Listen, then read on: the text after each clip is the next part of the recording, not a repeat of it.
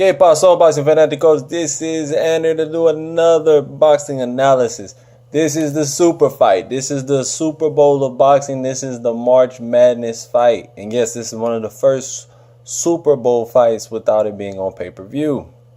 Now, let's get straight to the madness. Let's get straight to the madness, man. You have Deontay the Bronze Bomber Wilder, undefeated. Only one fight went the distance. One fight. And you have other fighters like King Kong Ortiz. Luis King Kong Ortiz, one of the best boxers today. Great style, great. Everything he does is really, really sharp. And he's a southpaw with a lot of power in that left hand, and he has brilliant uppercuts that he throws.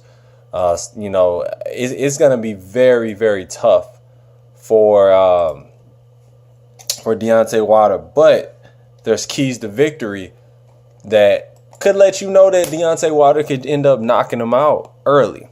That's what I think. That's what I'm going with, is that he's going to knock him out early. A lot of people are betting on this fight. The purses for Deontay Wilder is $2.1 million. One hell of a purse, you feel me? And then you got Luis King Kong Ortiz making $500,000. People say, damn, that's kind of lowballing. But, hey, beggars can't be choosers. He came from Cuba. He's a defector, blah, blah, blah, blah, blah. And he can make that $500,000 stretch. Trust and believe you me. We're going to get straight to the particulars, to the figures. You got from Tuscaloosa, Alabama, 32 years old, Deontay Wilder, 6'7" with an 83-inch reach advantage. Great reach advantage. Deontay Wilder is, was a decent amateur. He's pretty good if you ask me to get the bronze medal. So I guess you can call him a very, very, very good amateur to medal, and only having about 35 fights. And then he just went straight to the pros right after that, after he won his bronze medal back in the Beijing Games in 2008. So that was 10 years ago. It's crazy how time just fucking flies by, you feel me? Wilder started his boxing career October 2005. Got a knockout in the first round. Did a damn good job.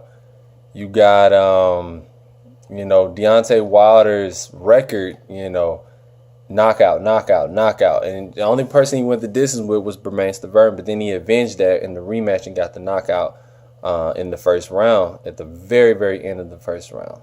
2 minutes, 59 seconds. Now, the Cuban school of boxing, hit and not be hit, use great footwork, control the distance, and control the fight, period. So, me looking at how this is going to go, I think Deontay Wilder, the keys to victory for him is just to be explosive.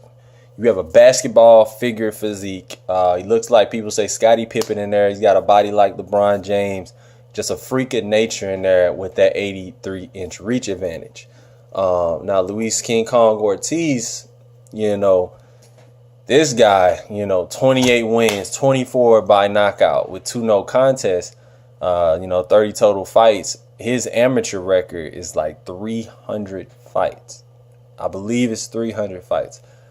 Yeah, 343 wins with 19 losses. That's fucking insane. That's one of the best records. Got to be top 10 of all time. He's 6'3". He's way shorter, and his inches, it's about 5 or 6 inches shorter reach advantage. So he's gonna have to use that Cuban feints, those Cuban intelligence from the Cuban school of boxing, how he's been molded since he was a little kid up until the present. And he's no slouch, man. I just still believe Wilder jab is going to be a problem for him, and I believe Ortiz's left hand is going to be a problem for Wilder. And his timing, Ortiz has great timing. He's not as scared of Deontay Wilder. Now, age may play a factor. They say he's 38 years old. Some people would like to disagree with that and say maybe he's 40 years old, maybe he's 41, 42. But despite that, he's a Cuban school of boxing guy, and he's going to bring his best. He won the silver medal at the World Cup back in Moscow in 2005. Now, this not going to be too long because the fight's about to get started. I'm going to go ahead and break it down. 3 keys to victory. Deontay Wilder has to use his movement. For him first, he has to use his movement. Set the tone, set the pace, control the range, control the pace and the tempo. And how you do that? Footwork, jabs, and counterpunching. As soon as he even get close to you, jab, move your head off center, take your head off center, throw the right hand. Double jab, take your head off center, right hand. You do that, you're going to be fucking successful.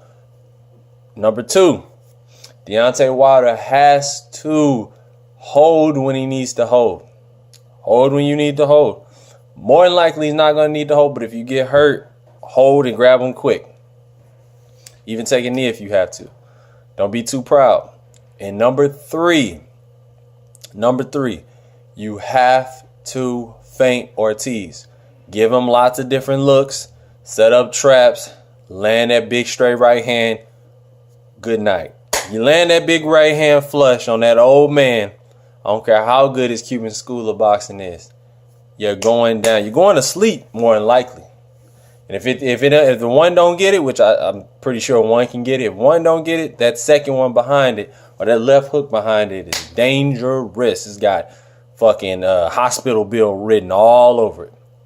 Now, what do I think is gonna happen? I think Luis Ortiz is gonna try to set the pace himself. It's gonna be really tough. He's gonna first key to victory for him has to use his jab, establish the jab early. Knock Deontay Wilder's rhythm off. He who controls the jab and controls the pace of the fight usually wins the fight.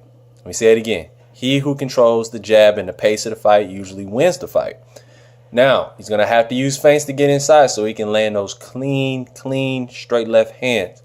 You're not going to be able to throw that left uppercut and land it on Wilder. It's not going to happen tonight. Now, the shorter fighters or people you're high at 6'3", you probably can do that, especially people who like to fight in the inside and duck their head down, which I don't understand. They look down at the ground, and then you can just pop their head up with an educated left uppercut. It's not going to happen. So you're going to be throwing straights and hooks all night. Now, you're going to have to throw body punches. Slow Wilder down. He's going to be moving a lot. He's not dumb. He's not going to sit in front of your power and just get knocked the fuck out. He's not stupid. He has too much fucking riding on this, and he's not going to do that. So what you have to do, feint. Control the jab first, but second, feint. You have to use lots of feints. That is a big key to victory. Use your Cuban footwork to box in and out. That's number 3. In and out motion. When you're fighting a taller person, in and out, in and out. You can sit there and bang a little bit when you push them up against the ropes. You're going to have to use your physicality in there. You King Kong. So do that. If you do those things effectively in concurrent position, each and every round, you will win the fight. And you maybe even get a knockout or get a TKO stoppage. Deontay Wilder's tough. He's not going to go down off of nothing. And just to throw out there again, Luis Ortiz had a silver medal in 2002, 2003 bronze medal, 2005 silver medal, 2006 gold medal, 2008 white ribbon, which is the top elite. International results, 2005 Pan American Championships in Brazil, gold medal, 2005 World Cup Team Championship Russia, silver medal, 2005 World Championships China, quarter finalist. So that lets you know his worth. You guys tell me what you think in the comment section below. I'm about to get ready because these fights are about to happen. Super Bowl boxing is here. March Madness of boxing is here. Anthony Joshua and what's his name from the Kiwi guy, Joseph Parker. They're going to be fighting March 31st. So just enjoy, buckle up. About to have great nights of fights. Anyway, I have Wilder winning by a 3rd round knockout. I just feel it in my heart. He's going to figure him out the first 2 rounds, and the 3rd round, get him out of there.